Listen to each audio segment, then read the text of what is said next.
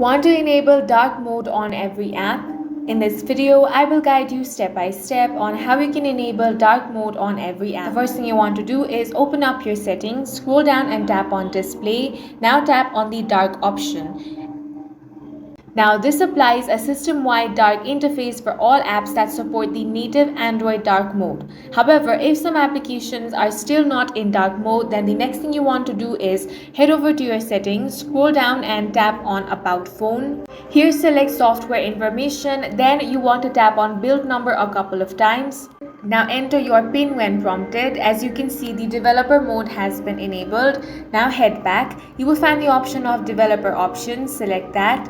Now you will find the option of Force Dark Mode. This will be under the section Hardware Accelerated Rendering. Go ahead and toggle on the option.